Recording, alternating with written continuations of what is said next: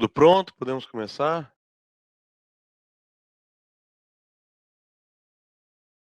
Do meu lado, sim. Então vamos lá. Já são 10h05, já esperamos 5 minutos. Já tem um número bem grande de participantes. Então, começando o nosso webinar de hoje, em nome do Sescom Bahia, eu gostaria de agradecer a todos que estão presentes hoje nesse nosso webinar. É um prazer tê-los aqui para discutir mais um tema interessante de direito tributário, que são as recentes decisões do STF e do STJ a respeito de TCMD e ITBI. Estão comigo presentes também os sócios Hugo Leal e Rodrigo Bevilacqua. Então, a nossa ideia aqui hoje, de fato, é apresentar essas decisões, mostrar o alcance delas, conteúdo e alcance dessas decisões, as repercussões que elas têm, no caso do ITBI, sobre as diversas transações imobiliárias, e no caso do ITCMD, todas as questões envolvendo, de alguma forma, pessoas ou ativos existentes no exterior, né? Nós não pretendemos aqui hoje fazer uma explanação completa sobre o ITCMD.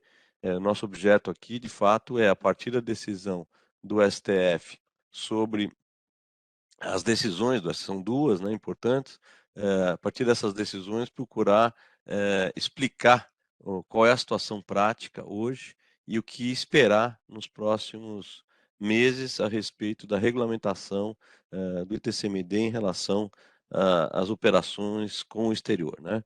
Então, feita essa pequena introdução, acho que podemos passar aí para o primeiro slide, né?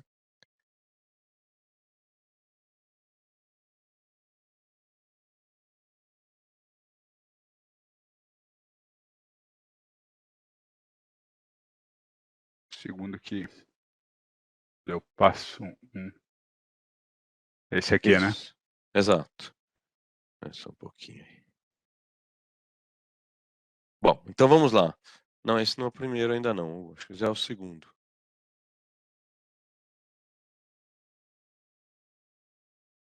Isso, vamos lá. Então, começando aqui, a primeira decisão relevante do STF foi proferida nesse recurso extraordinário 851/108 de São Paulo, que foi julgado em 1º de março de 2021 e que é um tema que foi reconhecido como repercussão geral pelo Supremo Tribunal Federal. Esse tema é o tema de número 825 e só para chamar a atenção e explicar para aqueles que não são familiarizados, a repercussão geral significa o seguinte, que quando o STF julga alguma coisa, considerando isso como de repercussão geral, o que acontece é que essa decisão passa a ser obrigatória no âmbito do Poder Judiciário. Então, os juízes e tribunais ficam vinculados a essa decisão, são obrigados a aplicá-la nos casos que estão em julgamento. A repercussão geral não tem uma aplicação fora do Poder Judiciário, portanto, não vincula o Poder Executivo nem o Poder Legislativo, né? Então, acho que isso é uma primeira observação importante. Mas o que foi julgado nessa repercussão geral aí do tema 825? Foi julgado, foi um caso de um doador italiano, residente na Itália, que doou um imóvel localizado na Itália para um donatário no Brasil. Então, é uma hipótese em que o doador está no exterior, o bem também está no exterior, mas o beneficiário desse bem é uma pessoa localizada aqui no Brasil. Bem, o que se discutiu nesse caso, então, foi se poderia o Estado, que era o Estado de São Paulo, se o Estado de São Paulo poderia, desde logo, cobrar o ITCMD nesta hipótese, né? E por que isso? Porque, na verdade, a Constituição Federal, no artigo 155, parágrafo 1º, inciso 3º, ela prevê a necessidade de lei complementar para determinadas hipóteses para a cobrança do ITCMD. Sem essa regulamentação, não haveria a possibilidade de se cobrar o ITCMD. Então, o que a repercussão geral 825 acabou decidindo é exatamente isso, que haveria necessidade, não poderia haver a cobrança do TCMD antes da edição dessa lei complementar. Então, isso é o que foi objeto dessa decisão, né? Só para lembrar, então, esse artigo 155, parágrafo 1º, inciso 3º, ele trata basicamente duas hipóteses. Então, são essas duas hipóteses que estariam sujeitas à regulamentação por lei complementar. A primeira delas é quando o doador possui domicílio ou residência no exterior.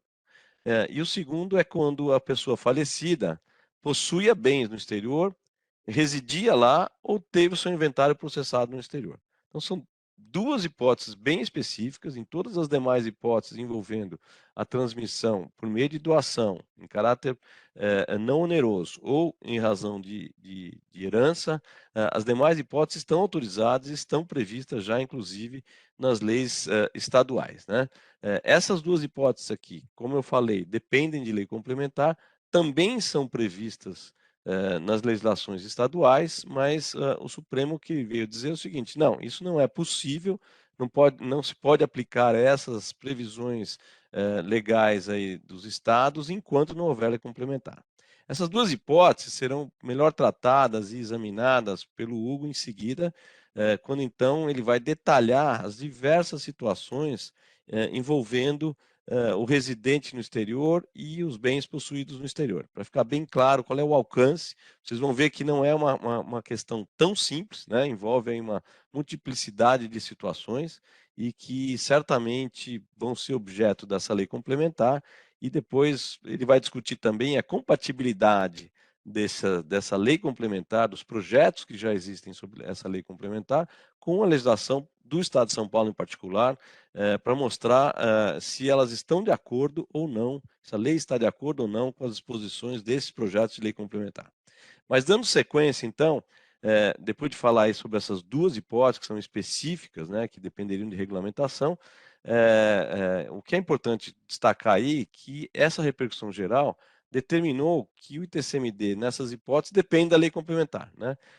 Só que essa decisão ela só vale para o poder Judiciário, como eu falei antes. Por quê? Porque a gente está falando de repercussão geral, né? Não estamos falando de ação direta de inconstitucionalidade, com efeito abrangente a todas as pessoas, não sei, efeito erga omnes, né? E por isso mesmo que depois dessa decisão, o que aconteceu foi que a Procuradoria-Geral da República, ela começou a juizar no Supremo ações diretas de inconstitucionalidade, discutindo a questão das leis estaduais de cada um dos estados, exatamente para estender a questão da decisão do tema 825 para os diversos, para todas as esferas de governo, né? Não só o Poder Judiciário, mas também o Poder Executivo, né? E com isso vincular o Poder Executivo. Só que na prática não foram ajuizadas todas essas ADIs ainda, nem todas tiveram decisões de mérito ainda, estão pendentes. Então, na prática, a gente tem algumas situações onde a questão da repercussão geral, do tema decidido aqui, ele atinge já o Poder Executivo, e outras situações isso não acontece. Bem, então essa decisão, que é o tema 825, em última análise, ela está a dizer que essas hipóteses que estão ali em cima detalhadas só podem ser exigidas, o ITCMD nessas hipóteses, se houver lei complementar. Foi firmada essa tese pelo STF, e o próprio STF, na decisão, modulou os efeitos dessa decisão para dizer o seguinte: isso só vale a partir de 20 de 4 de 21. Então, a partir dessa data, que nada mais é do que a publicação dessa decisão, a partir daí, os estados não podem mais cobrar sobre isso, né? Então, ele, em vez de reconhecer para trás, dizendo, olha, isso nunca poderia ter sido cobrado, porque sempre dependeu de lei complementar, ele estabeleceu um marco e colocou a posição de que só a partir daquele marco, dali para frente, é que essa cobrança seria indevida. E, evidentemente, ressalvou, como em todas as outras modulações de efeito, aquelas ações em curso, né? Aqueles contribuintes que se anteciparam e resolveram discutir e tinham ações pendentes quando veio essa decisão do STF. Então, para esses contribuintes que tinham ações em andamento, está resguardado que eles não estariam sujeitos ao ITCMD, mesmo antes de 20 de 4 de 21. Então, essa basicamente é a decisão importante proferida pelo Supremo em março de 2021. Pode passar.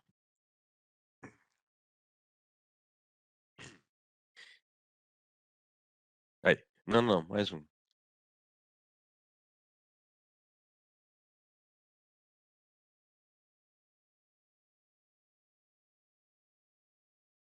Desculpe, aqui quando eu passo, tá pulando o slide.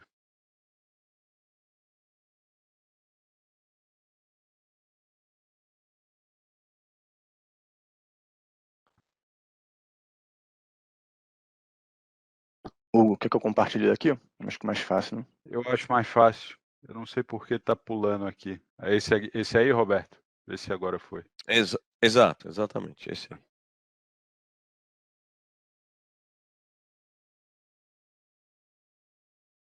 Isso, vamos lá, vamos em frente. Bom, depois dessa decisão, então, do tema 825, foi promovida pela Procuradoria-Geral da República uma ação direta de inconstitucionalidade por omissão, que tinha por objetivo fazer com que o Supremo decidisse que havia uma omissão, que há uma omissão essa que vem desde a Constituição de 88, ou seja, há mais de 2 décadas, que é exatamente a falta da lei complementar. Então, essa ação tem por objetivo reconhecer isso e passar uma mensagem para o Congresso Nacional para que ele regulamente isso.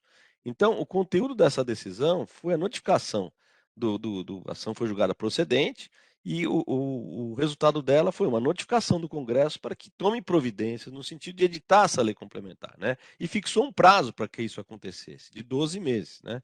Prevendo que nesse período o Congresso Nacional dispusesse sobre aquelas duas hipóteses, como seria a cobrança do TCMD naquelas duas hipóteses do artigo 155 que nós vimos atrás, né?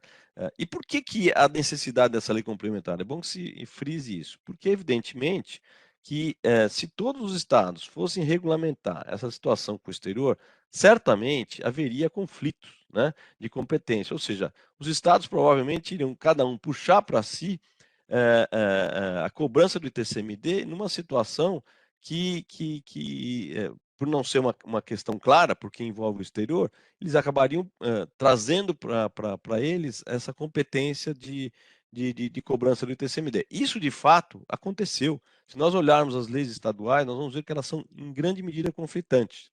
Então, o objetivo da lei complementar, e que foi aí determinado pelo Supremo que fosse, vamos dizer, suprida a ausência da lei complementar no prazo de 12 meses, tem por objetivo exatamente evitar que haja esses conflitos, né? E com isso você tem uma aplicação harmoniosa de todos esses essas hipóteses aí envolvendo o exterior, né?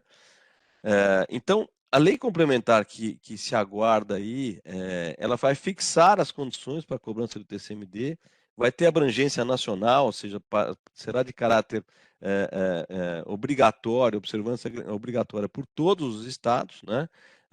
E com isso a gente vai evitar essa situação de conflito que já existe hoje, como eu mencionei anteriormente, né? E aí o que acontece a partir dessa notificação do Congresso Nacional para que ele legisle, né? Bem, uma vez que a lei complementar seja editada, os estados podem, então, passar a editar as suas leis estaduais para a cobrança do TCMD nas hipóteses da forma como foi fixado pela lei complementar. Bom, e se já houver uma lei estadual, como é o caso, né? A gente sabe que, se não em todos, mas na maioria dos estados, existe uma regulamentação envolvendo aquelas duas hipóteses da Constituição. Então, o que acontece numa situação dessa? Essas leis já são válidas ou elas deveriam ser reeditadas, né? Elas seriam consideradas inválidas porque introduzidas antes da lei complementar. Bom, na verdade, essa situação já foi examinada pelo Supremo no passado, né? E, inclusive, na própria decisão aqui do tema 825, ele reconheceu que a situação que nós temos aqui é do que se chama, em direito, de eficácia contida. Ou seja, é uma norma que é considerada existente, válida, porém, os seus efeitos ficam na dependência de alguma outra lei, que é o caso da lei complementar aqui, né? Então, o que acontece é que essas leis, o Supremo, na verdade, decidiu que as leis são válidas, mas que elas só produziriam efeitos a partir da edição dessa lei complementar, que deverá acontecer num prazo de 12 meses, né? Agora, é fundamental se analisar, isso será um pouco melhor detalhado um pouco à frente, que é preciso haver compatibilidade, né, dessas leis estaduais com as condições, os termos da lei complementar de caráter nacional, né, para que elas se tornem exigíveis, aplicáveis após a lei complementar, é preciso que elas sejam compatíveis com a lei complementar, né? Do contrário, elas terão que ser reformuladas, novas leis estaduais terão que ser editadas. Bom, uma questão que eu acho que é importante a gente considerar aqui é a questão de quando é que poderia ser, de fato, exigido o TCMD, considerando a compatibilidade de uma lei estadual com os termos de uma lei complementar, né? Como disse anteriormente, que ela é válida, ela é existente, ela é válida e ficou com os efeitos contidos. Mas será que no ato seguinte à edição da lei complementar, e assumindo que a lei estadual é compatível com a lei complementar, poderia o ITCMD já ser exigido? Essa questão não foi analisada pelo Supremo, né? E nós entendemos que que não poderia haver a cobrança imediata, né, do ITCMD nessas hipóteses, porque aqui se deveria respeitar o princípio da anterioridade, que diz que a lei que institui um tributo, aumenta um tributo, tem que estar em vigor antes do final do exercício em que ela é publicada, né?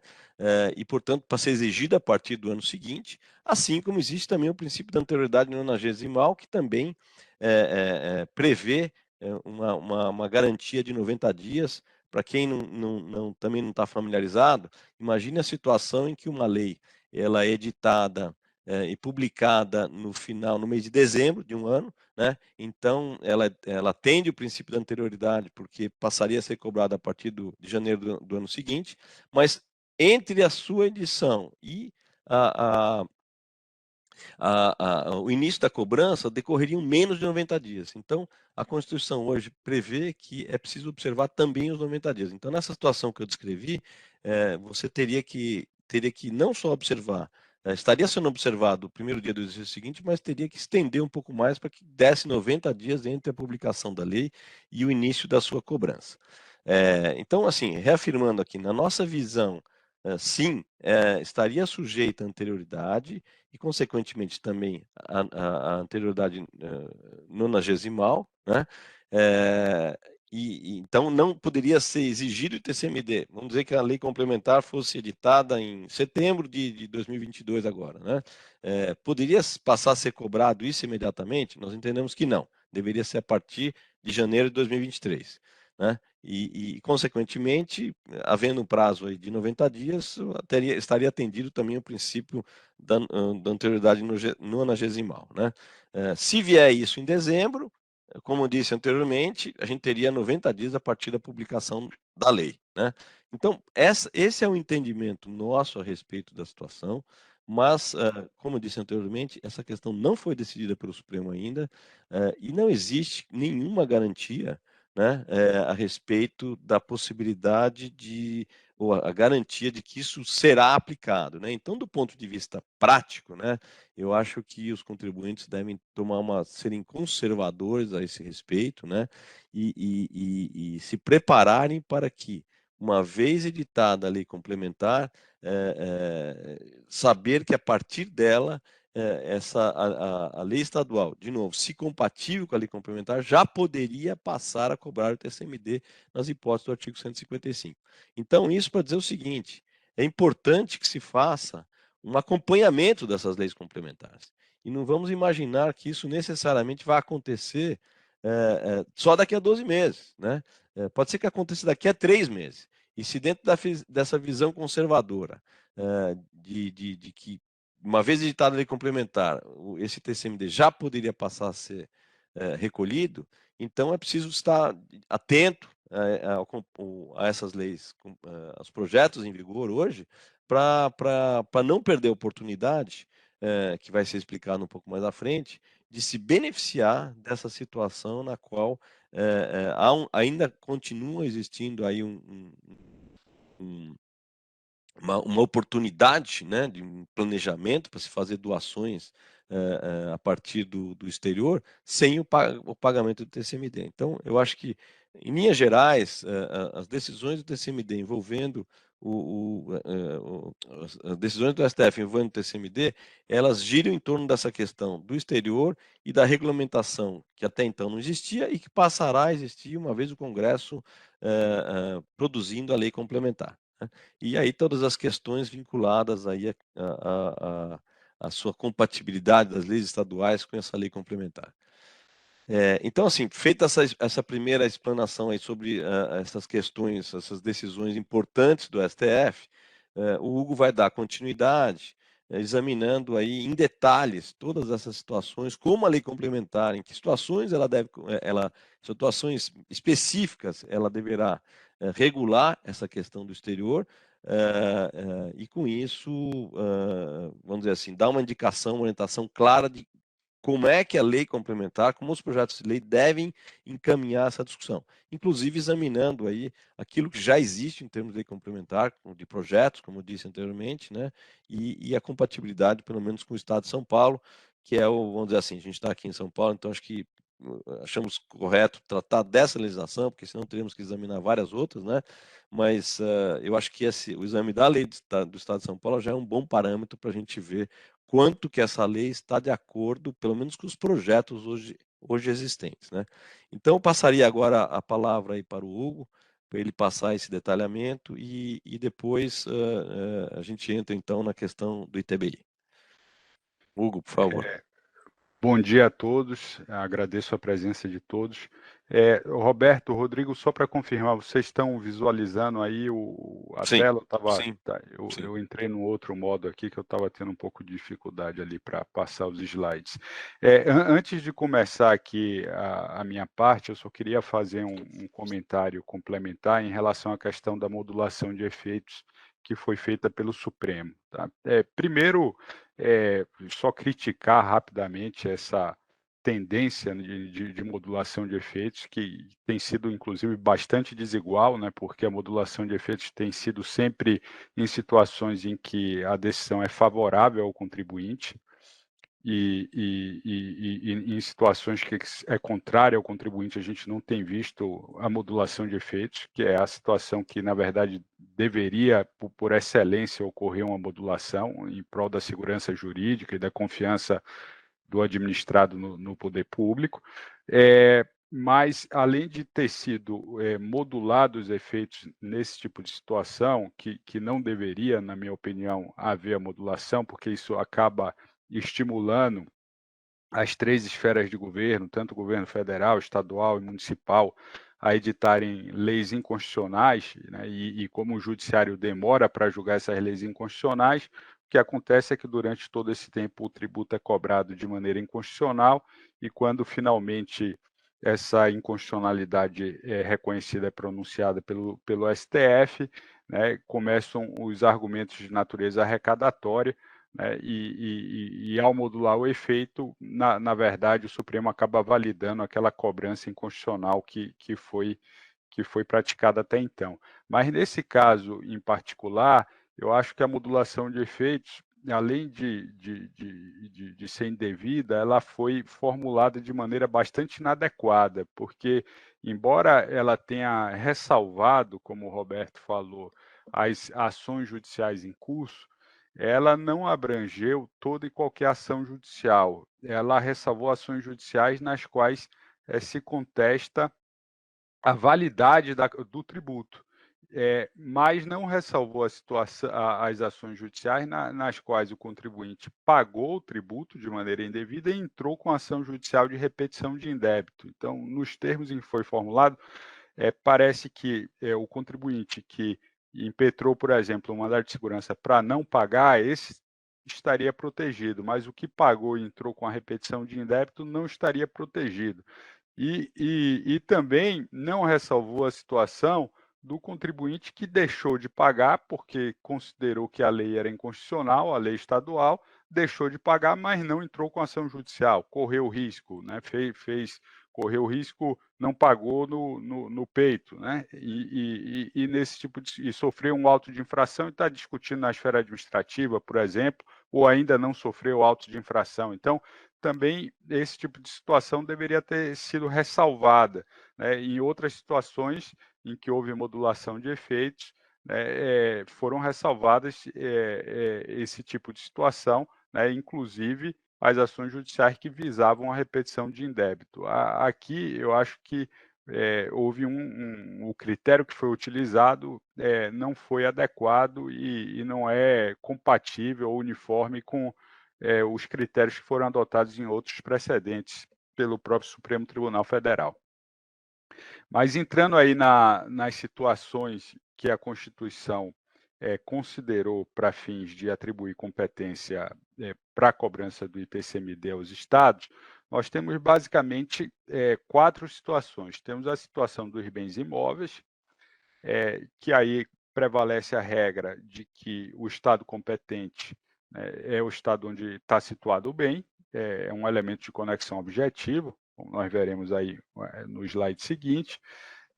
Ele considerou também a situação de bens móveis, e aí, como regra, né, na situação em que esses bens móveis estão situados no Brasil e que o doador está no Brasil, o doador ou o falecido está no Brasil, o estado competente é o estado de domicílio do doador ou do de cujus, e situações que são situações envolvendo situações internacionais, que envolvem algum elemento de conexão que está presente fora do Brasil, seja em razão do doador ou do de cujus ser residente fora do Brasil, ou seja em razão dos bens estarem localizados fora do Brasil. Então, nesse tipo de situação, o que a Constituição prevê é o seguinte: ela estabelece elementos de conexão, ela atribui competência aos estados com base em alguns elementos de conexão. Então, o elemento de conexão pode ser objetivo, que é em razão da situação do bem, ou subjetivo. E subjetivo, você tem duas possibilidades aí: atribuir competência em razão do domicílio do doador barra falecido, ou em razão do domicílio do donatário ou do herdeiro. A Constituição, no caso de bens imóveis, no inciso 1º do artigo 153, parágrafo 1º, ela atribui a competência em razão da situação do bem, tanto no caso de doação como no caso de morte. Então, se o doador estiver no Brasil, ou mesmo fora do Brasil, veremos também essa situação, né, como regra, o estado onde o imóvel está localizado é o estado competente para a cobrança do ITCMD. No caso de bens móveis, a Constituição fala que o estado competente, no caso de doação, é o estado do domicílio do doador, então do último domicílio do doador, ou o estado onde o de cujus faleceu e que é o estado também competente para processar o inventário do falecido no Brasil. Então, esses que são os estados competentes.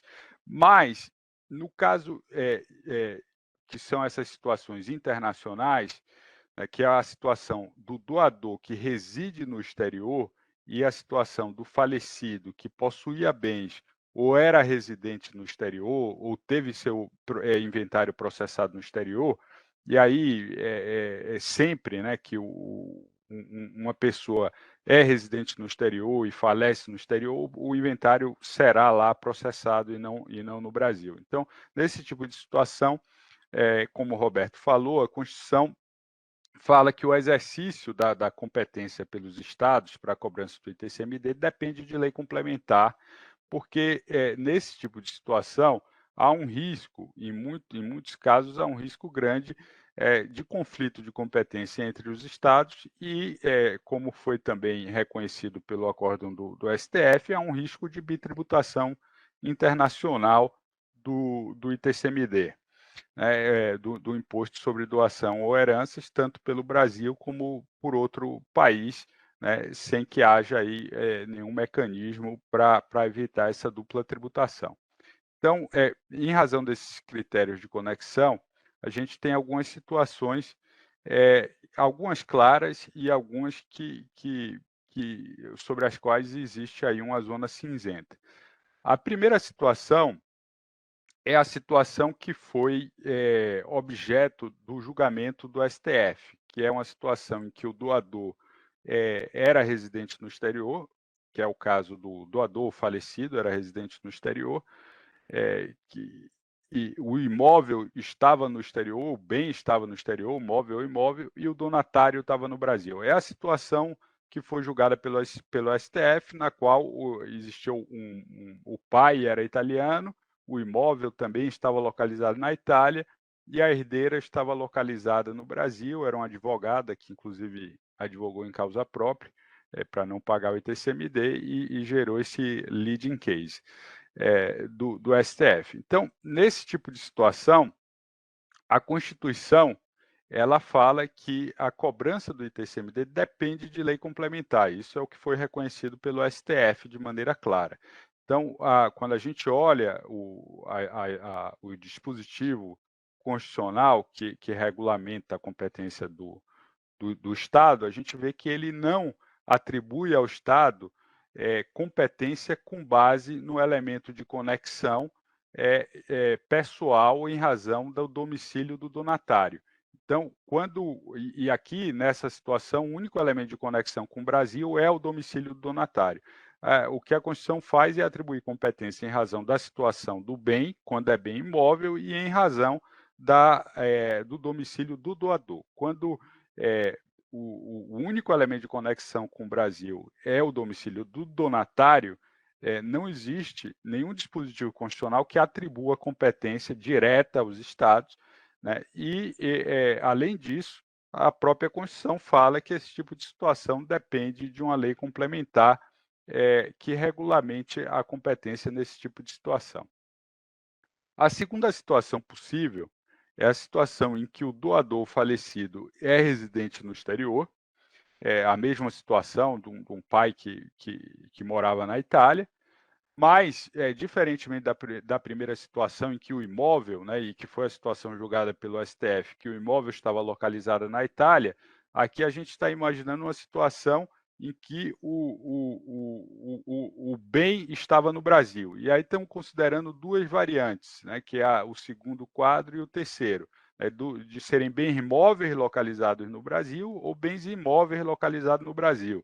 Então, a pergunta que fica será que, se na situação que foi analisada pelo STF, ao invés de se tratar de um bem imóvel localizado na Itália, fossem bens móveis ou imóveis localizados no Brasil e a donatária também estivesse no Brasil, será que a solução seria a mesma?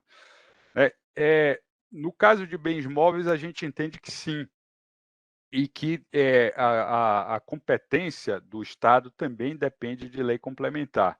Novamente, porque a Constituição não atribui diretamente competência ao Estado para cobrar o ITCMD em razão do domicílio do donatário. Então, o Estado não tem competência para isso e essa competência depende de lei complementar, ainda que esses bens móveis estivessem no Brasil, como, por exemplo, se fosse uma participação societária numa empresa constituída no Brasil. Então, mesmo nessa situação, a gente entende que depende de lei complementar.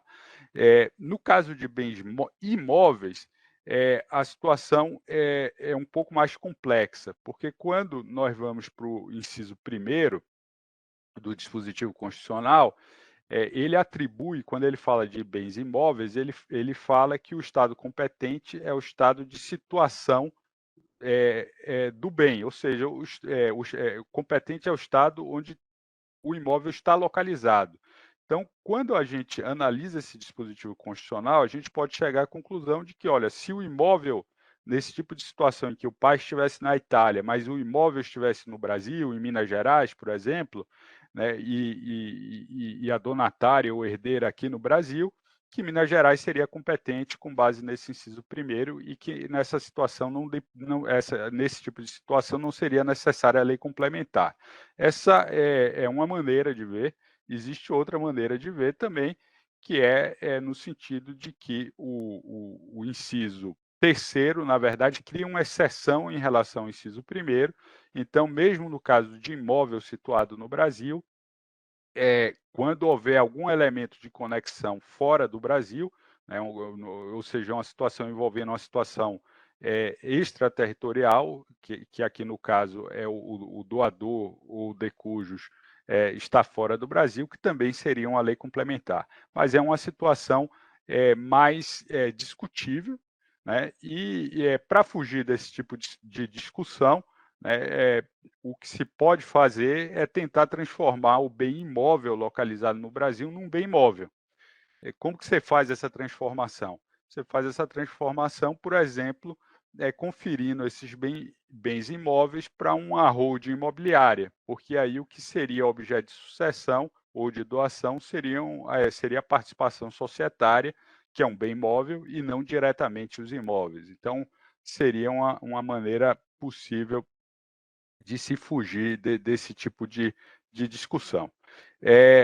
E uma quarta situação que a gente imaginou é a situação em que o falecido é residente no Brasil e ele tem bens móveis ou imóveis localizados no exterior. E o herdeiro está no Brasil ou no exterior, irrelevante para esse fim. Então, esse tipo de situação também está expressamente prevista no inciso 3º, na letra B, que ele fala que quando o falecido possuía bens no exterior, que a competência para a cobrança do ITCMD depende de lei complementar. E aqui a gente verifica uma certa inconsistência, pelo menos numa leitura literal da Constituição, entre a situação em que a transferência do bem ocorre inter vivos ou ocorre causa-mortes. Porque, e aí a gente dá um exemplo, imagina uma situação de uma pessoa física que é residente em São Paulo e que tem, por exemplo, um imóvel em Portugal, um ativo em Portugal, bem imóvel, Vamos imaginar um imóvel, e ele faz uma doação para seus filhos. Se nós formos olhar o dispositivo da Constituição que trata do doador, ele fala que depende de lei complementar só na situação em que o doador for residente no exterior. Ele não trata da situação em que o doador é residente no Brasil, mas possuía bens no exterior. Então, em princípio, estaria sujeito ao ITCMD. Mas se essa mesma pessoa falecer, aí você se enquadra exatamente no texto da Constituição, que fala que a situação do falecido, que era residente no Brasil, mas possuía bens no exterior. Então, fica a dúvida nesse tipo de situação, se na situação de um doador no Brasil que possuía bens no exterior, se também seria necessária a lei complementar ou não. Se a gente olhar para o texto da Constituição, ou até para a maneira que a tese que foi fixada pelo Supremo foi expressa, não seria necessário. Embora, quando a gente vai no fundamento dos votos, né, do Toffoli, ele dá a entender, né, nos fundamentos que, mesmo nesse tipo de situação, ou seja, sempre que existir algum elemento de conexão fora do Brasil, que dependeria sempre de lei complementar. Em relação aos projetos de lei complementar, como o Roberto falou, foi ajuizada também uma ação direta de inconstitucionalidade por omissão, então foi dado um prazo para o Congresso legislar. Claro que o STF não pode obrigar o Congresso a legislar, mas ele acaba exercendo uma pressão política sobre o Congresso para que esse projeto de lei seja aprovado dentro do prazo de 12 meses, e já existem 3 projetos aí que foram apresentados. Um que é mais antigo, de 2013, e 2 mais recentes. O mais recente que foi, na verdade, já uma resposta a esse julgamento do STF, foi esse do deputado federal Wildo Rocha. Mas, basicamente, o que esses projetos fazem é estabelecer uma competência bastante ampla para os estados brasileiros, estados-membros aqui, cobrarem o ITCMD em qualquer situação envolvendo algum elemento de conexão fora do Brasil. Então, no caso de bens imóveis, é sempre em razão da situação do bem, quando o imóvel estiver no Brasil. Quando você tem a situação de um imóvel no exterior, aí, a princípio, que ele fala que o estado competente seria o estado onde está o doador falecido, mas se o doador falecido também estiver fora do Brasil, né, como foi a situação do Supremo lá, do pai italiano com o imóvel na Itália, ainda assim, né, nesse tipo de situação, a Constituição fala que, então, o Estado competente seria o Estado onde está o beneficiário, né, o donatário, o herdeiro no Brasil, e aí nesse tipo de situação, por exemplo, se fosse julgado pós aprovação da lei complementar, o Estado de São Paulo, no caso que foi julgado pelo Supremo, teria competência para cobrar o ITCMD.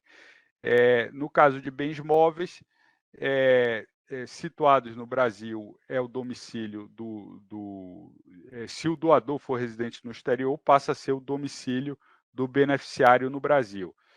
E bens móveis situados no exterior, inclusive aplicações financeiras, né, ou cotas de offshore, né, então qualquer bem móvel situado fora do Brasil seria o estado do domicílio do doador no Brasil, ou se o doador também fosse residente o falecido no exterior, aí passa a ser o estado do domicílio do beneficiário no Brasil. Então, como se vê, é uma competência bastante ampla, não existe nenhuma situação que fique fora da incidência do ITCMD, o que gera um risco grande de uma dupla tributação internacional sobre a transferência de patrimônio, né, de bens, seja a título de herança ou de doação, porque, por exemplo, numa situação em que você tem principalmente um bem imóvel localizado fora do Brasil, há de se supor que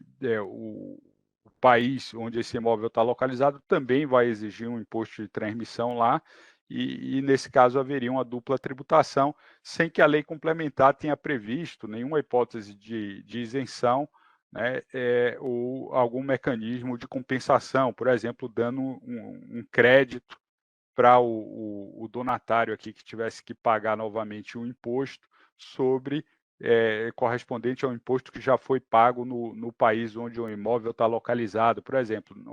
Não existe nenhum mecanismo previsto, embora exista também uma convenção modelo de 1982 da OCDE para evitar a dupla tributação de doações e herança. É um tratado que é pouco utilizado, ou pelo menos muito menos utilizado que os tratados que existem para evitar a dupla tributação da renda, e o Brasil também não é signatário de nenhum tratado que tenha esse conteúdo. Então, existe esse risco de bitributação. Uma vez aprovada essa lei complementar, né, ou alguma dessas leis, projetos de lei que foram apresentados, seria necessário, além da observância aí do princípio da anterioridade nonagesimal e anual, é preciso verificar também se as leis estaduais pré-existentes elas são compatíveis com a lei complementar, né? Ou leis estaduais que venham a ser publicadas também posteriormente à lei complementar, se elas também são compatíveis com a lei complementar. E nem sempre isso acontece, né? Então, por exemplo, olhando para a legislação do Estado de São Paulo, a gente vê que a legislação, nessas situações internacionais em que o doador ou o falecido é residente fora do Brasil, ou era residente fora do Brasil, ele, para fins de atribuir de competência para o Estado de São Paulo, ele se utiliza dos conceitos de bens corpóreos ou incorpóreos. E ele fala que sempre que houver uma situação de bens corpóreos localizados no Estado de São Paulo, que então São Paulo é o Estado competente para cobrar o ITCMD. Mas quando a gente olha para a lei complementar e para a própria Constituição Federal, esses veículos normativos não se utilizam do conceito de bens corpóreos ou incorpóreos. Eles se utilizam de conceitos de bens móveis ou imóveis, que não são necessariamente coincidentes com os conceitos de bens corpóreos ou incorpóreos, porque a gente pode ter uma situação de um bem corpóreo que é um bem móvel. E aí, como os conceitos utilizados são distintos, isso pode levar também a resultados distintos, e o que demonstra uma possível incompatibilidade da lei paulista, por exemplo, com os projetos de lei complementar que foram apresentados. Então, aqui a gente tem uma situação de um residente no exterior que tem, por exemplo, bens corpóreos no estado de São Paulo, veículos, aeronaves, gado, etc., estão localizados aqui, mas o herdeiro é residente num outro estado da federação, é residente no estado da Bahia. Pela lei paulista, o estado de São Paulo teria competência para cobrar o ITCMD, porque esses bens corpóreos estariam aqui em São Paulo. Mas pela lei complementar, não. Pela lei complementar, como o doador, o falecido está fora do Brasil, o estado competente seria o estado onde está domiciliado o herdeiro, que seria o estado da Bahia e não o estado onde está localizado o bem. Então, isso demonstra aí uma incompatibilidade também entre a lei paulista, por exemplo, outras leis também podem apresentar incompatibilidades semelhantes. Até que a lei complementar seja editada, existem aí algumas possibilidades ainda abertas de planejamento sucessório. Então, quando a gente tem residentes no exterior, situações de pessoas que residam no exterior, existe ainda a possibilidade de doação de bens, né, possivelmente com reserva de usufruto, né, seja de usufruto econômico ou político, mas para se aproveitar ainda dessa janela de oportunidade desse tipo de situação em que você tem principalmente bens fora do Brasil, você conseguir fazer essa transferência sem a incidência do ITCMD. No caso de bens imóveis no Brasil, é conveniente antes também fazer aí, como eu falei, uma holding patrimonial, né? E isso, mesmo depois da edição da lei complementar, vamos imaginar uma situação que você tem um doador fora do Brasil, o donatário está fora do Brasil, mas você tem um imóvel no Brasil. Né? Mesmo nesse tipo de situação, pelo simples fato do imóvel estar no Brasil, estaria sujeito a ITCMD do Brasil. Então, passa a ser conveniente se fazer uma estrutura também para evitar esse tipo de tributação. Então, se um não residente quiser comprar um imóvel no Brasil, passa a ser aconselhável, talvez, se fazer isso através de um offshore, por exemplo, e não diretamente em nome da pessoa física, porque aí, num caso de doação ou sucessão, o que seria objeto de transferência seria as cotas da offshore fora do Brasil e não diretamente o imóvel no Brasil.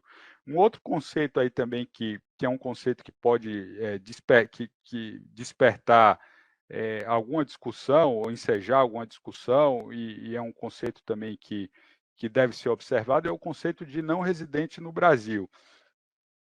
E aí, assim, quando a gente olha para a legislação do imposto de renda, para você perder a condição de residente no Brasil, você tem que fazer aquela declaração de saída definitiva do Brasil, para você perder de maneira imediata, ou, se você não fizer isso, você perde só depois de 12 meses que você estiver fora do Brasil, com ânimo definitivo, tendo transferido o seu centro vital de atividades para fora do Brasil. Mas você não perde de maneira imediata.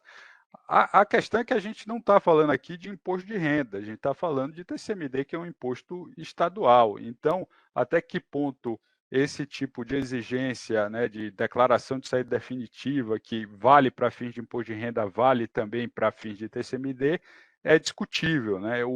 Me parece que deveria prevalecer o conceito que está previsto no Código Civil, né, e aí com base até no artigo 110 do CTN também, e não o conceito que está previsto na legislação do imposto de renda. Mas claro que, do ponto de vista prático, né, para se evitar esse tipo de discussão, se alguém sair do Brasil ou já estiver fora do Brasil, é conveniente se fazer essa declaração de saída definitiva também, que é exigida pela legislação do imposto de renda, para evitar esse tipo de discussão. E aí, também como o Roberto adiantou, como essas legislações estaduais não foram todas ainda, não tiveram ainda sua eficácia suspensa, né, embora o julgamento vincule o judiciário, na prática a gente vê ainda situações em que o ITCMD é exigido, mesmo nessas situações internacionais, e nesses casos, existem diversas situações, principalmente quando você tem bens que são sujeitos a registro, né, como bens imóveis, ou mesmo junta comercial, ou mesmo no caso de transferência de valores financeiros, que você precisa da interveniência de uma instituição financeira, algumas legislações estaduais, como é a legislação paulista, por exemplo, ela atribui responsabilidade solidária a esses terceiros por omissões ou pelos atos que eles intervierem. Então,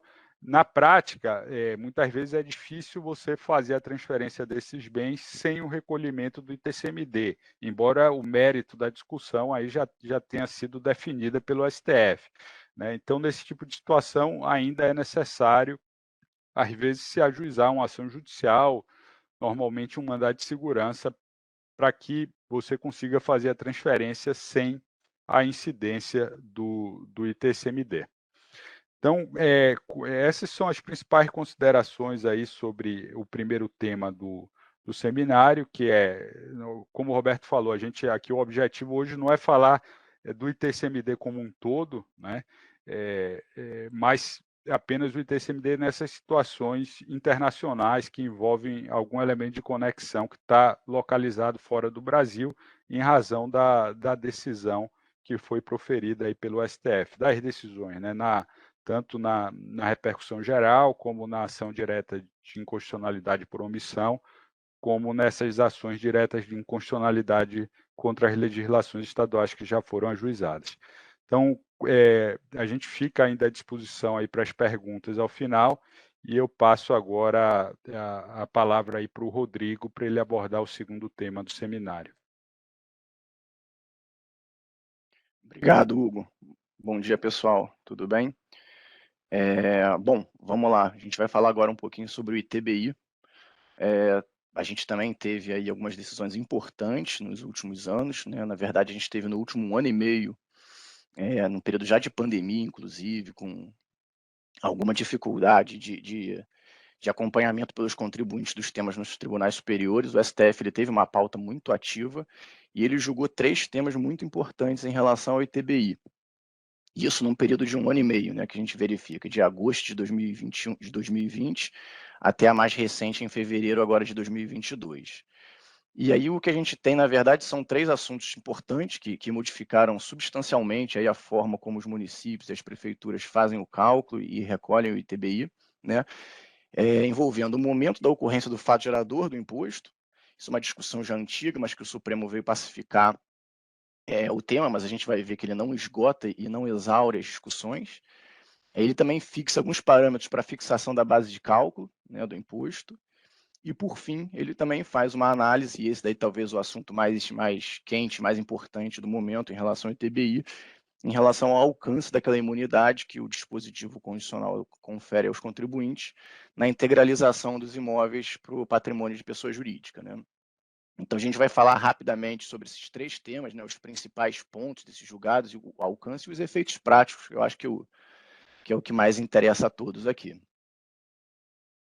Bom, em relação ao momento do fato gerador, a tese fixada pelo Supremo está aí no nosso slide, ele basicamente confirmou o que ele já vinha dizendo, o Supremo há bastante tempo, de que o fato gerador do imposto, ele realmente só se efetiva, só acontece quando tem uma efetiva transferência da propriedade, o que se dá mediante o registro. Esse registro é o registro no cartório do registro de imóveis, no famoso RGI, né? E aí o que a gente tem é uma discussão ainda presente, né? O leading case aí que foi analisado envolvia o município de São Paulo. O município de São Paulo está com embargos de declaração, os segundos embargos de declaração ainda pendentes de análise no Supremo em relação a esse tema. E aí a gente tem uma situação em que eles estão tentando, se utilizando, né, de 2 argumentos para evitar ainda o cumprimento disso, né? Então a gente vê ainda que, muito embora o tema tenha sido fixado pelo Supremo Tribunal, as prefeituras ainda não estão adotando o entendimento fixado pelo Supremo de só exigir o imposto no momento da efetiva transferência com o registro no RGI, com base no fato de que eles apresentaram embargos de declaração, que estão pendentes de julgamento, e o fato específico de que esse caso aqui foi analisado no regime da repercussão geral, envolvendo uma situação específica de cessão de direitos, em que não havia aí o registro no cartório. Ou seja, uma cessão de direitos de um promitente comprador, e aí o Estado de São Paulo, em virtude das peculiaridades desse tema, né, do caso que foi analisado, ele continua, né, se negando a aplicar essa tese, aos casos mais comuns que a gente tem, né, que é de promessa de compra e venda, em que o promitente comprador não leva ela a registro, ou inclusive leva ela a registro, mas aquilo ali não está transferindo a propriedade do imóvel. Então a gente já tem manifestações aí do Estado de São Paulo, que é a parte envolvida nesse processo até hoje, dizendo que vai continuar exigindo o imposto nessa situação, seja porque os seus embargos de declaração no processo estão ainda aguardando julgamento, seja porque a situação analisada na tese pelo Supremo teria componentes, aí, peculiaridades diferentes dessa situação da promessa de compra e venda. Então, a gente ainda viu uma certa resistência do município nesse ponto, e o que a gente vai concluir aí, quando a gente vê que esse entendimento do Supremo ele não vincula a administração pública, né? Ele vincula ao Poder Judiciário, isso é um aspecto importante, né? Então, as administrações públicas elas precisam necessariamente ajustar as suas leis a esse entendimento, que elas tendem a fazer só depois do trânsito em julgado. As prefeituras ainda não alteraram, em sua grande maioria, né? A gente está falando aí de mais de 5 mil municípios no Brasil, mas a grande maioria, os municípios principais, os maiores, vamos dizer assim, eles seguem exigindo o imposto. E os tabeliães, por sua vez, né, os tabeliães e os registradores aí do RGI, do mesmo modo, até por conta da responsabilidade solidária que lhes é atribuída sobre o recolhimento do ITBI, se não houver uma norma expressa dispensando o recolhimento do imposto, eles seguem exigindo o recolhimento nessas hipóteses que a gente chama, né, de operações anteriores à efetiva transferência, né, que são promessas de compra e venda ou cessão de direitos que não são levados a registro. E aí o que a gente tem na prática é que a gente continua tendo que questionar esse tipo de tema no judiciário, né?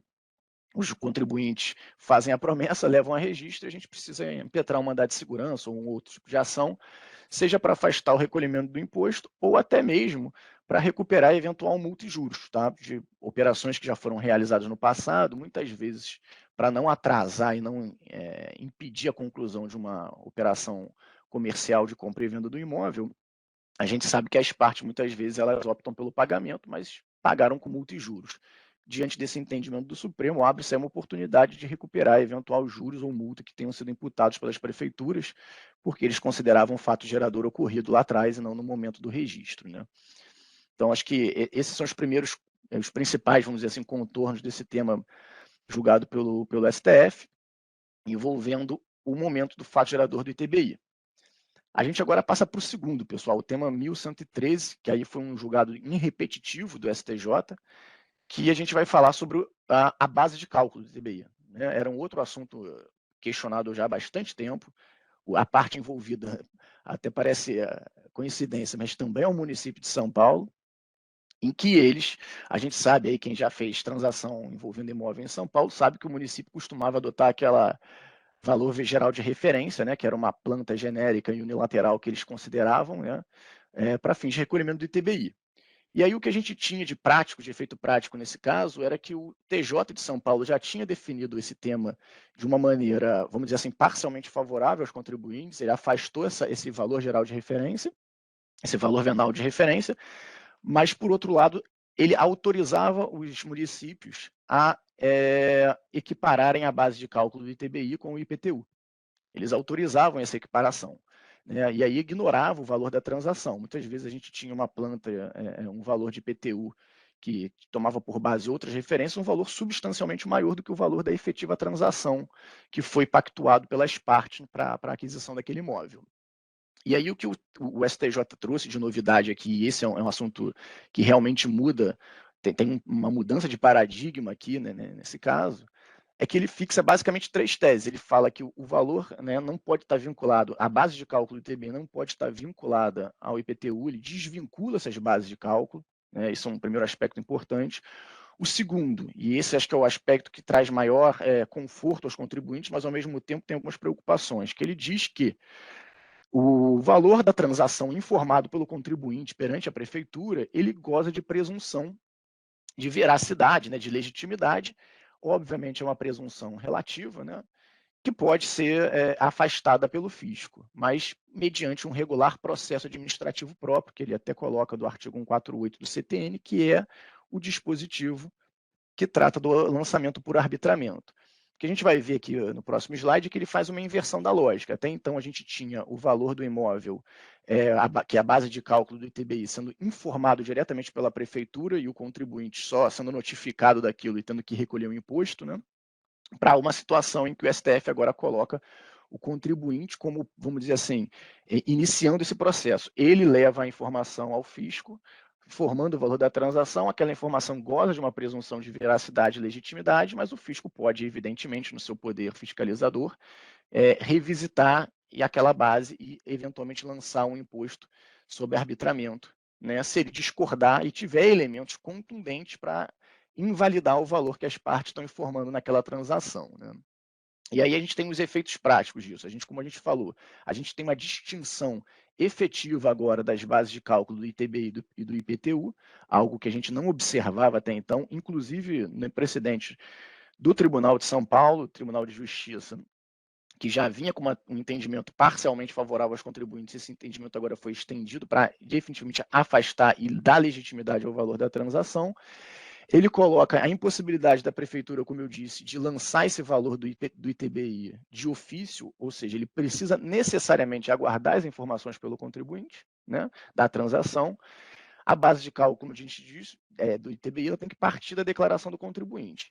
Mas o município fica autorizado a fazer o arbitramento, né? E aí é um ponto importante, né? O contribuinte ele precisa necessariamente, nesse processo, ser intimado. Ele tem que participar e participar ativamente desse processo de arbitramento, né? O processo administrativo que a gente diz aqui de arbitramento, ele exige essa participação, o contraditório, né, e a ampla defesa do contribuinte, para mostrar exatamente o motivo pelo qual foi atribuído aquele valor na transação, que vai ser a base de cálculo do ITBI. Ou seja, as peculiaridades do imóvel, né, enfim, o valor do preço, se tem alguma garantia, algum gravame sobre aquele imóvel que pode estar justificando um valor inferior àquele que o município entende que seria o adequado para aquela transação, né, as condições de mercado, a forma de pagamento do preço, né, se é um preço parcelado, obviamente que você pode conseguir um valor maior, mas se é um pagamento à vista, sem financiamento, talvez o valor ele fique maior, né? Então, assim, tem todas essas peculiaridades, o estado de conservação do imóvel, as benfeitorias que foram feitas nele, tudo isso agora vai ser levado em consideração para você fixar a base de cálculo do ITBI e o contribuinte vai ter essa oportunidade aí de trazer esses elementos para o conhecimento da prefeitura antes de receber a guia para pagamento do imposto em casa, né? Esse entendimento, assim como o que a gente comentou anteriormente, pessoal, ele é vinculante exclusivamente ao Poder Judiciário, né? Então, a gente ainda tem alguma resistência também aqui das prefeituras e dos municípios aí do Brasil em aplicar esse entendimento. Muitas vezes é necessário judicializar a matéria, tá? E aí a gente tem uma possibilidade de uma judicialização no meio do caminho ou posterior, né? Muitas vezes, alguns municípios já estão adotando, com base nesse entendimento, um lançamento que a gente diz por homologação, ou seja, o contribuinte apura o imposto, recolhe e fica só 5 anos no aguardo de uma eventual fiscalização. Se essa fiscalização vier e discordar do imposto, a gente teria que discutir isso no momento posterior.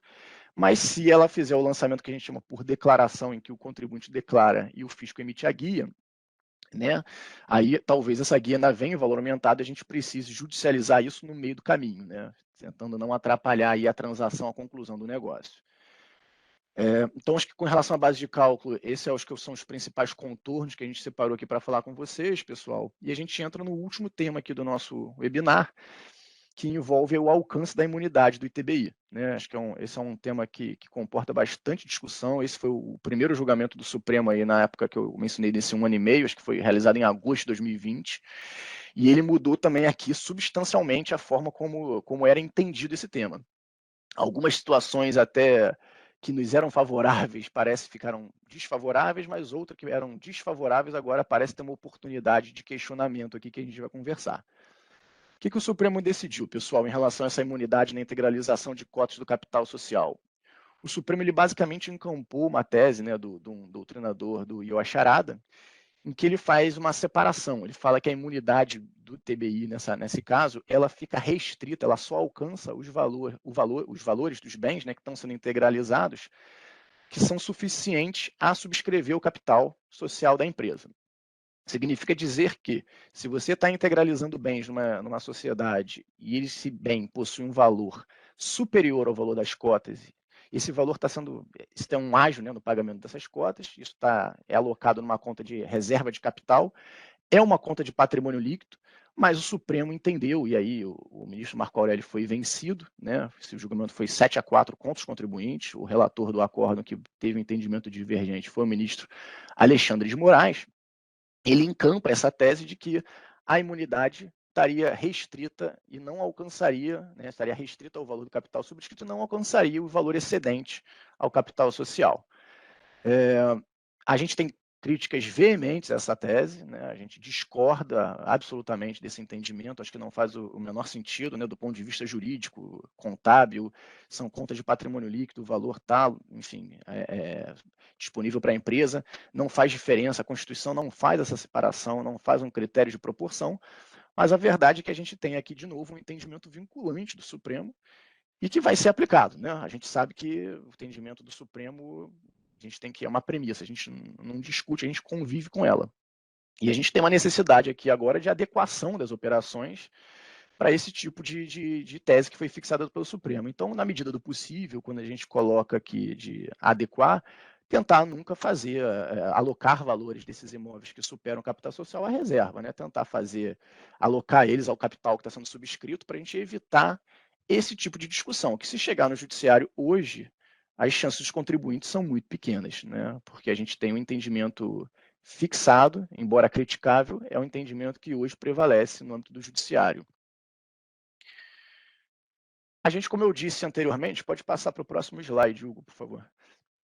Apesar dessa tese ter sido desfavorável, o que a gente vê, na verdade, é que o voto do Alexandre de Moraes, ele trouxe à tona uma discussão que já estava até um pouco esquecida, né, Roberto? A gente conversou bastante sobre isso, a gente vê bastante isso aqui na prática, que é uma discussão envolvendo se a imunidade, né, que o Constituinte confere nessa integralização de bens em capital social, se ela estaria restrita, né, se ela não alcançaria situações em que a empresa adquirente, né, destinatária dos imóveis, ela possui atividades imobiliárias.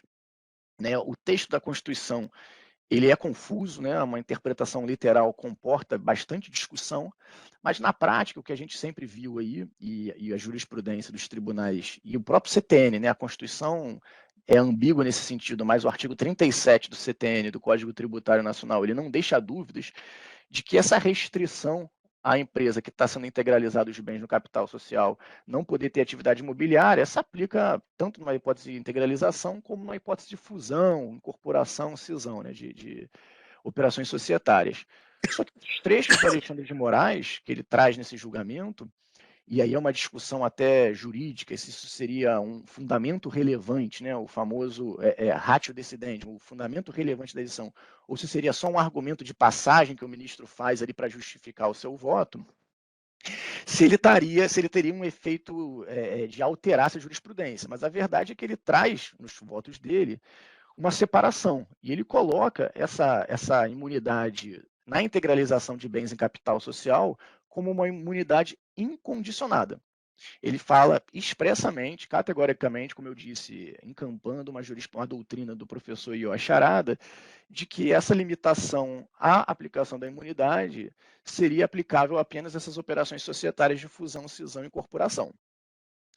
E aí o que a gente vê é que alguns contribuintes voltaram a discutir esse tema. Era um tema, como a gente disse até então, com uma jurisprudência bem desfavorável, um cenário difícil do ponto de vista de discussão no judiciário, mas a gente vê agora o renascimento dela a partir desses votos, dos trechos do voto do Alexandre de Moraes, que, como a gente disse, embora tenha fixado uma tese ruim aos contribuintes, limitando o alcance da imunidade apenas ao capital subscrito, né, e não ao ágio que é pago em cima daquelas cotas, que vai para a reserva, ele fundamenta colocando essa imunidade como incondicionada. E aí alguns contribuintes agora discutem, seja porque recolheram, ou seja porque não querem recolher o ITBI, quando integralizam bens em sociedades com atividades principalmente imobiliárias, de compra e venda de imóveis ou de locação, e a gente tem já aí algumas decisões, a gente localizou uma do Tribunal de Justiça de São Paulo e do Ceará, que estão em destaque no nosso slide, já favoráveis aos contribuintes, que mostra que esse assunto ele retomou a pauta aí, pessoal. Acho que esse é um aspecto importante, que não era muito esperado, é um efeito colateral da discussão do Supremo que pode beneficiar os contribuintes. Tá? E, por fim, é uma nova investida da Prefeitura, mais um desdobramento dessa tese do Supremo, né, que trouxe esse entendimento, como a gente colocou, equivocado na nossa maneira de ver, mas é um entendimento que foi fixado pelo Supremo, é a tese, e a gente tem agora uma outra vertente resultante desse julgamento, que são as novas investidas que estão sendo feitas por algumas prefeituras. A gente já presenciou aqui até em casos específicos 2 ou 3 nesse sentido, que são os municípios, a partir desse julgamento do Supremo, que restringe o alcance da imunidade apenas aos imóveis, né, ao valor dos imóveis que estão subscrevendo o capital social da empresa, as prefeituras passaram a adotar o seguinte entendimento: se você faz, né, e isso é muito comum, a integralização de bens no capital social pelo valor que consta na declaração de imposto de renda, né, da pessoa física, ou pelo valor contábil, no caso de pessoa jurídica, e isso é muito comum. Por que isso é muito comum? Primeiro, porque a lei permite, né, a lei 9249. Segundo, porque você evita a apuração de ganho de capital na pessoa física. Então, isso é muito comum. Essas operações sempre são feitas a valor contábil, que a gente chama, pelo valor que consta na declaração de imposto de renda. Então, se você hoje tem um imóvel e o imóvel não é atualizado na declaração de imposto de renda da pessoa física, a integralização dele no capital social de uma empresa, o que as prefeituras estão fazendo e dizendo-se lastreadas nesse entendimento do Supremo é fixar uma base de cálculo diferente para o ITBI, falando: olha, esse valor que você está oferecendo aqui, integralizando no capital social, não é o valor de mercado efetivo desse bem, isso aqui é um valor histórico, eu desconsidero ele, reapuro o valor dele para fins de cálculo do ITBI.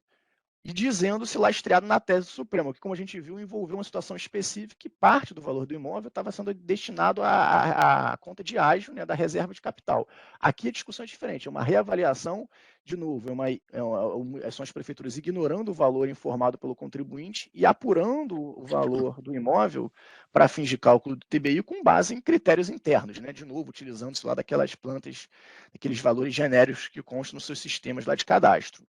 E as prefeituras estão fazendo isso, né? E isso muitas vezes atrapalha até algumas operações que a gente vê como uma forma muito costumeira, que é quando você tem, muitas vezes, o imóvel está numa sociedade, você vai fazer uma operação que ela vai vender uma empresa, você faz a devolução das cotas daquela empresa aos sócios pelo valor contábil, como a lei permite, o imóvel volta ao sócio, né, como devolução de sua participação societária pelo valor contábil, ele vai integralizar numa outra empresa para evitar o ganho de capital, faz pelo valor da declaração de IR, e a prefeitura agora, dizendo-se lastreada no julgamento do Supremo, passa a exigir o ITBI sobre o valor que ela reconhece como valor venal, o valor de mercado daquele imóvel.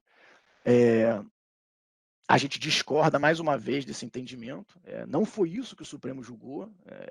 Os municípios estão aproveitando aqui uma oportunidade, né, pegando uma tese e aplicando ela de maneira equivocada para situações que não foram analisadas e que não estão dentro daquele escopo que foi analisado pelo Supremo.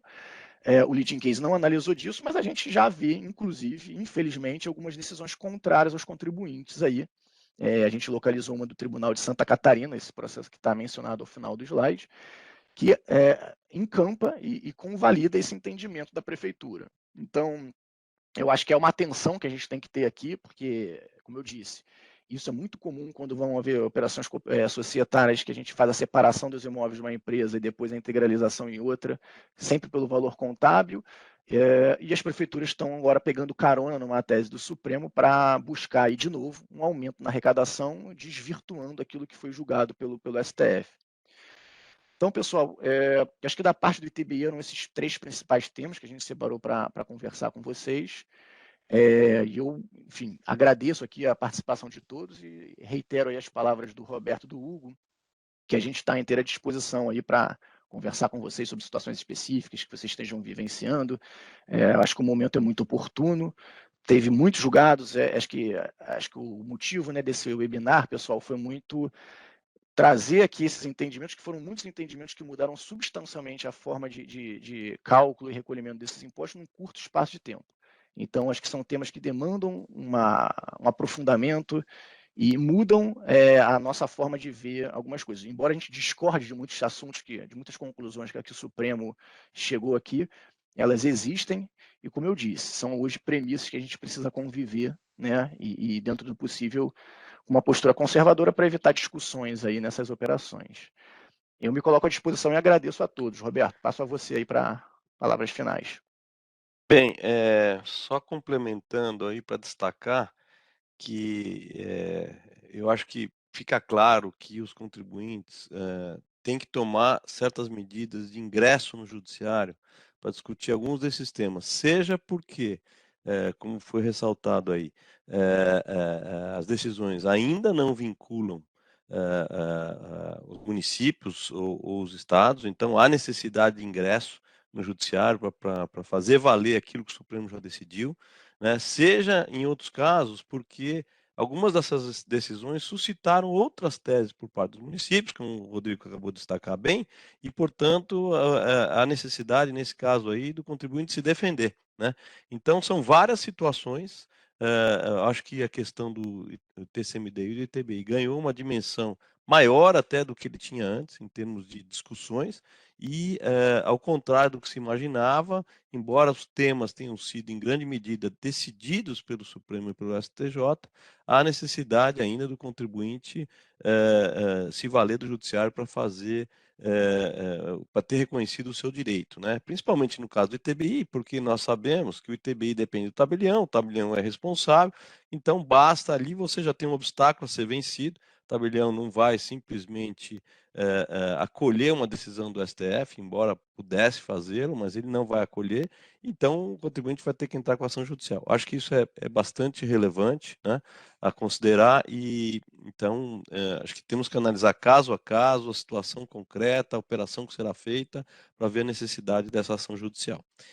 Eu não queria me delongar, me alongar muito sobre falando outras coisas aqui ou reafirmando alguns pontos. Eu queria passar aí algumas das perguntas que nós recebemos ontem e outras que nós recebemos hoje, de uma maneira bem rápida aqui, e evidentemente que a gente se coloca à disposição para outras perguntas que venham a surgir. Então, eu acho até começando por uma pergunta que veio hoje, que eu acho que já foi respondida, né, que é essa questão do ITBI na capitalização de imóveis em empresas que compram e vendem imóveis, ou seja, em empresas imobiliárias. A pergunta é se há alguma novidade a partir das decisões aí que foram feitas, né? Eu acho que o ponto já foi ressaltado aí pelo Rodrigo, no sentido de que essa questão não foi decidida, né? Foi uma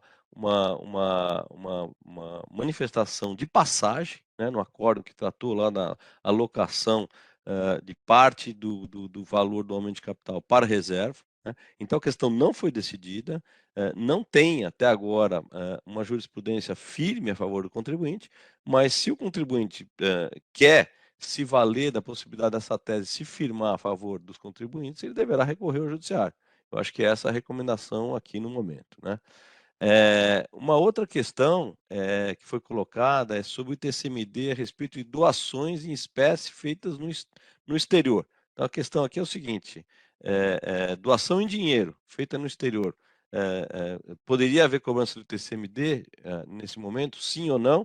A resposta é, pode sim, né? A doação em dinheiro, ela pode ser cobrada se ocorrer aqui no Brasil e poderá ser cobrada também se ocorrer no exterior, desde que, obviamente, prevista aí na lei estadual, e acho que assim está previsto, pelo menos em São Paulo, né? E por que pode cobrar? Pela simples razão de que aqui o doador está no Brasil, né? Se fosse um doador no exterior, aí cairia naquela hipótese que depende da lei complementar. Temos outras questões aqui que também vou responder muito rapidamente. Segundo, por favor.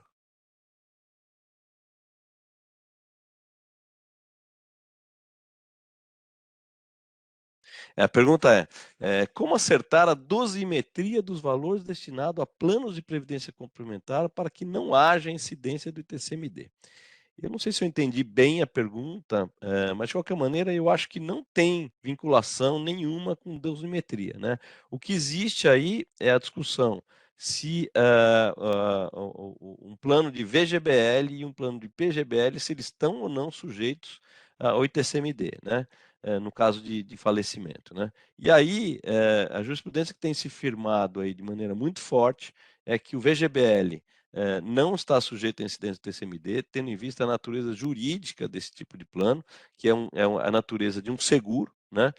E, portanto, não é um bem a ser inventariado, né, ele é destinado automaticamente para os beneficiários, havendo o falecimento do seu titular, e com relação ao PGBL ocorre o contrário, né? O que a tese que tem prevalecido é no sentido de que a natureza jurídica desse tipo de plano é de uma aplicação financeira. E aí, como toda e qualquer aplicação financeira, é um bem inventariável, né? Então, acho que basicamente a distinção é essa. Valendo destacar que o assunto está no Supremo, né, com decisão, com recurso do Estado contra a decisão no sentido de que o VGBL não está sujeito a TCMD, então o Estado recorre, ao mesmo tempo o contribuinte também recorre para dizer que não incidiria o TCMD também em relação ao PGBL. Então, é uma questão que está pendente de decisão no Supremo e que já faz algum tempo, então espera-se aí que isso venha a ter uma solução rapidamente, né? Outra questão aqui é com relação à aplicação da jurisprudência do Supremo nas cisões com transferência de imóveis, haveria incidência do ITBI.